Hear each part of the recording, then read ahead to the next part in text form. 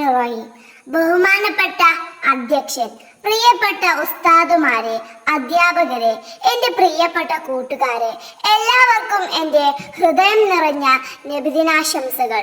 ലോകർക്കൊക്കെയും അനുഗ്രഹമായി അള്ളാഹു നിയോഗിച്ച മുത്തുനബി സല്ലല്ലാഹു അലൈഹി വസല്ലം തങ്ങളുടെ ജന്മദിനം നാം ആഹ്ലാദത്തോടെയും സ്നേഹത്തോടെയും ആഘോഷിക്കുന്ന വിശുദ്ധമായ ദിനമാണിത്. റബീഉൽ അവ്വൽ മാസം 12-ന് മക്കയിലെ പുണ്യഭൂമിയിലാണ് പ്രവാചകർ ജനിച്ചത്.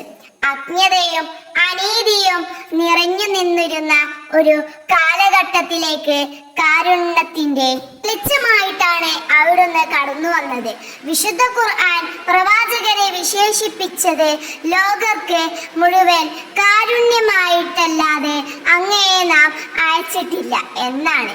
പ്രവാചകരുടെ ജീവിതം നമുക്ക് നൽകുന്ന ഏറ്റവും വലിയ സന്ദേശം സ്നേഹവും നമ്മുടെ തെറ്റ് ചെയ്തവരോട് പോലും ക്ഷമിക്കാനും പാവപ്പെട്ടവരെയും അനാഥരെയും ചേർത്തു പിടിക്കാനും അവിടുന്ന് നമ്മെ പഠിപ്പിച്ചു. കുട്ടികളോട് അളവറ്റ വാത്സല്യവും മുതിർന്നവരോട് ആദരവും കാണിക്കാൻ പ്രവാചകൻ എപ്പോഴും ഓർമ്മിപ്പിച്ചു. നല്ലൊരു മനുഷ്യനായി എങ്ങനെ ജീവിക്കണമെന്ന് സ്വന്തം ജീവിതത്തിലൂടെ കാണിച്ചു തന്ന ഉത്തമ മാതൃകയാണ് അവിടുന്ന്.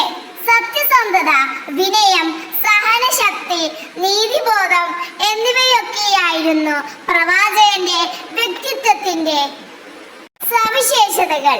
ഈ പുണ്യദിനത്തിൽ പ്രവാചകരെ സ്നേഹിക്കുക എന്ന് പറഞ്ഞാൽ അവിടുത്തെ ചര്യകൾ നമ്മുടെ ജീവിതത്തിൽ പകർത്തുന്നതാണ്.